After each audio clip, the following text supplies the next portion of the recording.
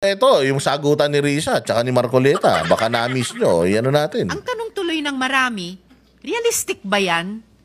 Paano kung ang impeachment ay... Utang ina, mantakin mo yan lang sinasabi. Ang tanong tuloy ng marami, realistic ba yan?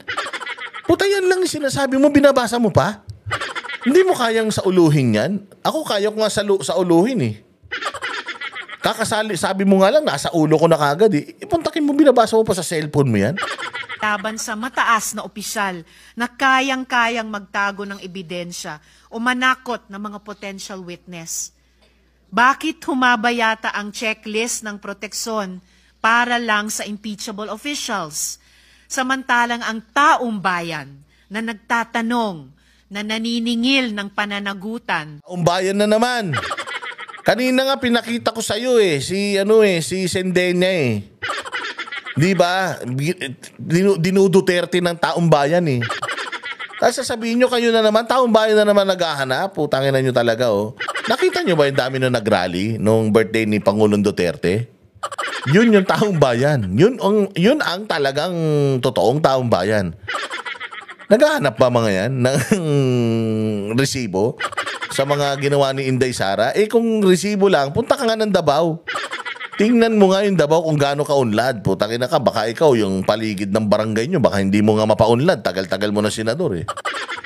Sila pa ang pinahirapan. Sila pa ang nadagdagan ang requirements. Natural. Tangin na. Gago ka ba? Sa totoo nga lang eh. Ang requirements nyo, walang kakwenta-kwenta eh. Para maging senador kayo eh. Kailangan nyo lang, marunong kayo magbasa tsaka Pilipino kayo. Yun lang requirements nyo. Samantalang kami, pag nag-anap kami ng trabaho, yung dami requirements. Mag-ano ka, magpupunta ka ng SSS, ng NBI, police clearance, pupunta ka pa sa barangay. Tapos, ang dami-dami. Ang dami-dami mga kailangan sa amin pag mag-apply ng trabaho samantalang kayo, wala nga kayong kahirap-hirap eh. Hindi nyo nga mabuwas-buwasan yung mga requirements ng mga empleyado sa Pilipinas eh.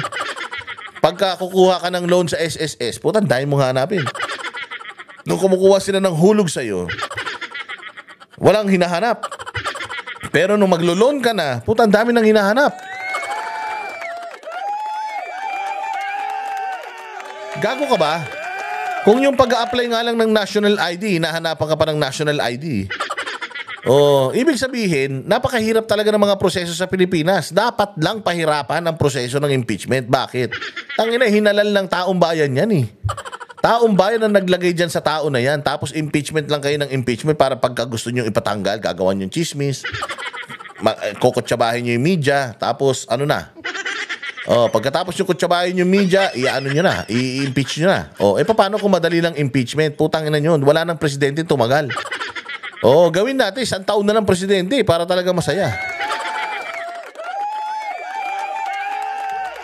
Kung ang usapan naman ay due process, hindi ba't ang mismong impeachment trial na nga ang mismong venue para doon? Maririnig ang dalawang panig. May ebidensya, may magdedepensa. That is due process. So what are we afraid of? Sinabi po ba ng Supreme Court na wag na kayong mag-impeach? Hindi po. Tanga. Tangina mo ka, Risa. Sinabi ba ng impeach ng Korte Suprema, wag na kayo mag-impeach? Ang drama-drama mo, dahil mo sinasabi. Parang iiyak ka na, binabasa mo lang naman yung sinasabi mo eh. Hindi naman ikaw talagang hindi naman ikaw talaga nag-isip niya, kundi yung yung alalay mo, yung chuwariwap mo eh. Sinabi ba Supreme Court bawal na mag-impeachment? Hindi naman. Sabi na Supreme Court, itong articles of impeachment na to illegal. Kaya basura natin yan. Next year ulit.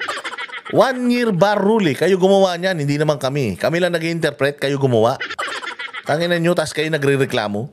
Binigyan po tayo ng guidelines. Alam po ba ninyo kung bakit binigyan na ng guidelines ng Supreme Court kung paano mag-i-impeach? Kasi po, Mr. President, if you recall, the Supreme Court issued a notice on July 8, 2025, requiring at least 11 information from the House. Diba? Tama. Pinasasagot ang House of Representatives. Ano sabi ng House of Representatives? Hindi. Secretary General ang sasagot niyan. Binigyan kayo ng pagkakataon para sagutin yung mga katanungan na hindi nyo sinagot. Ba't nyo hindi sinagot? Kasi nga, hindi nyo dinaanan yung proseso na yun. Ano yung mga proseso na yun? Nabigyan ba lahat ng copy? Nabasa ba ng maigi ng lahat bago pumirma? Hindi ba yun yung, yun yung dapat sinusundan eh? Oh. Kung putangin na, pwede naman pala kahit 3 tao lang ang pumirma. Tapos ipasa na kahit 3 tao lang yung nakakaalam, pwede na mag-file ng impeachment. Putangin na yan, kagaguhan yan. Ano mangyayari sa bayang Pilipinas niyan pagkagalit nyo, putangin na, 1 linggo pa lang, ini-impeach nyo na. Ganyan ang gagawin ng mga makakaliwa. Talaga to? Kumbaga, sasamantalahin ito ng mga makakaliwa. Sa Representatives and the Senate. The Senate made a manifestation na wala po kaming maibibigay sapagkat lahat po niyan ay makukuha ninyo sa House of Representatives. Alam po ba ninyo na 4 sa hinihingi ng Supreme Court ay nandun po sa puso ng due process? Ano po yung hinihingi? Sinabi lamang po ng Supreme Court, pwede bang ibigay nyo sa amin kung lahat ng miyembro ng House of Representatives ay binigyan ninyo ng kopya at kailan? Pwede bang ibigay nyo sa amin ang timing kung kailan nyo ibinigay at kung paano nyo sila binigyan ng pagkakataong mabasa yung impeachment complaint? Simple yung tanong. Nag-provide ng sagot ang Congress? Hindi. Bakit? Because they themselves know hindi sila dumaan doon. And that is exactly the process. Pag hindi mo dinaanan yung proseso, wala, hilaw talaga yan. Pag hindi mo dinaanan yung proseso, mali yan. That's the reason why you're putting guidelines para susundan mo, para alam mo na talaga to, na scrutinize talaga ito. Ganon yun. Hindi yan naglagay ng guidelines tapos tatalunan mo. Kaya nga may guideline eh. Di ba? Kaya nga pinagplanuhan nyo yan, pinag-usapan nyo yan, ilang gabi yung pinagpuyatan, yung mga guidelines kayong gumagawa. Congress, IRR, di ba? Implementing Rules and Regulations.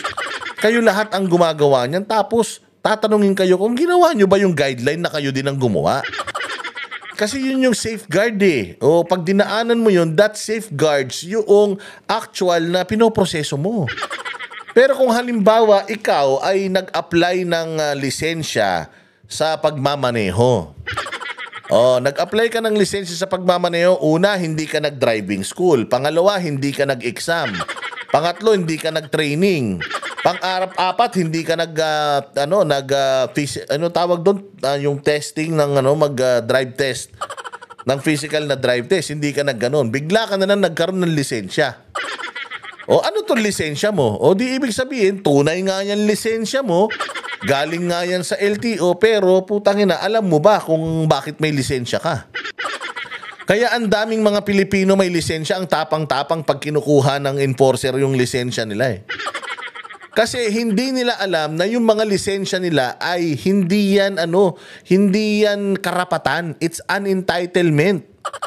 Oo, hindi yan, parang sinasabi mo na karapatan ko to. Hindi, pag-aari ng gobyerno yan at pwedeng bawiin yan sa'yo anytime.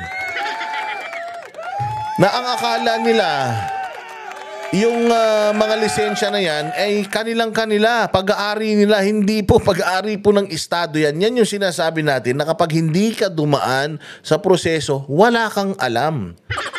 Ngayon, pag nag-drive ka, kapag yung lisensya mo nakuha mo ng hindi dumaan sa proseso, wala kang kwentang driver. Putang ina, para kang baliw dyan. Nagle-left turn ka sa no left turn, tapos nag-U-turn ka sa no U-turn, yung pula sa yugo. Palpak. Ganon din yun. Dito sa So, tinatanong ng Supreme Court, dumaan kayo sa proseso na kayo din ang may gawa? Tinatanong ko, hindi sila sumasagot. Anong ibig sabihin nun? So, binaypas nila yung sistema na sila mismo ang nag-set ng rules.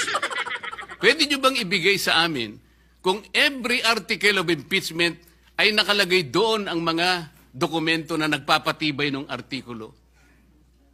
Pwede nyo bang ibigay sa amin kung nagkaroon sila ng pagkakataon talaga na mabasa yung impeachment complaint? Alam po ba ninyo kung anong sagot ng Solicitor General in behalf of the House of Representatives? Ito po yung sagot nila. It is the position of the House that these matters pertain to its internal proceedings, which have always been regarded as beyond the jurisdiction and scrutiny of this honorable court. Sa Tagalog po, wala po kayong pakialam dito sa amin.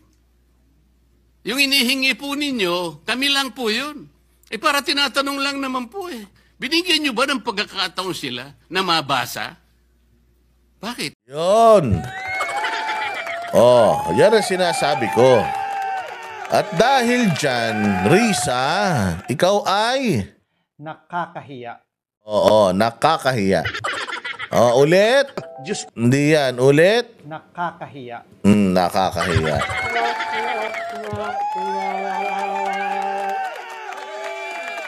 Tali-talinuhan, wala namang alam. Ito.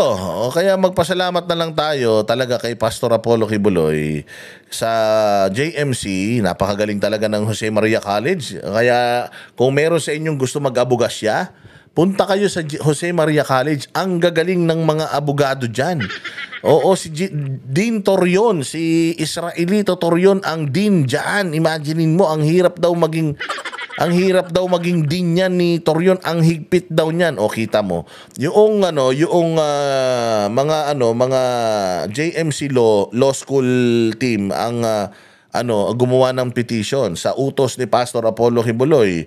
Tapos tayong mga banateros, inintindi natin yung petisyon at sumumpa tayo na kasama tayo, parehas tayo ng opinion at ng gustong mangyari ng petisyon. Yun ang prayer natin. No? Inintindi natin maigi. Ano ba ginawa ni Torion nun? Sama kayo banateros, tapos pirma kayo, tapos alis na kayo. Hindi. Ang ginawa ni Dean Torion, basahin nyo. Ang tagal namin sa Max, binabasa namin. Iniintindi talaga namin, word per word. Tapos bukod doon, si Delgra pinapaliwanag pa sa amin yung laman noong noong petition. Kasi ganito yan.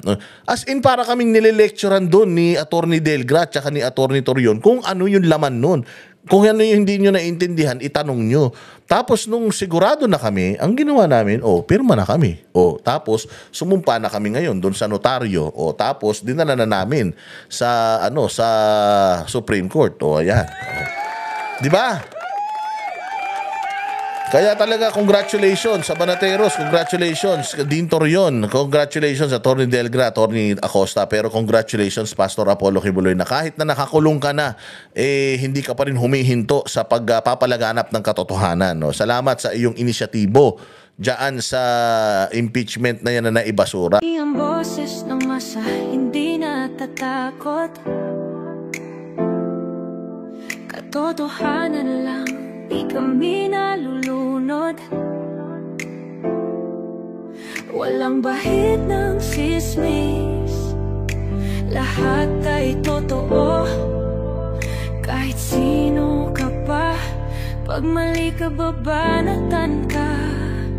Walang pinipili kulay, wala kaming kinikilingan. Basta para sa bayan, kami lalaban. Pag tama palakpakan, pag mali banatan, di matitinag, di matatakot. Para sa bayan, tuloy ang sigaw. Sa harap ng kamera, walang halong takot. Mga baluktot, lahat kayo'y tutumba. Ang hustisya at totoo, yun lang ang mahalaga. Kahit sinong harang, di kami matitinag. Walang pinipiling kulay, wala kaming kinikilingan. Basta para sa bayan, kami lalaban. Pag tama palakpakan, pag mali banatan, di matitinag, di matatakot. Para sa bayan, tuloy ang sigaw. Kung nasa tama ka, ikaw ay aming kasama. Pero pag mali ka, handa ka na bang mabasag? Banateros kami, walang inuunan. Dahil bayan muna, bago ang sarili.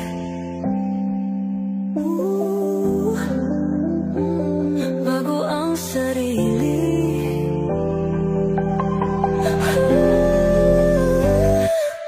tama, halata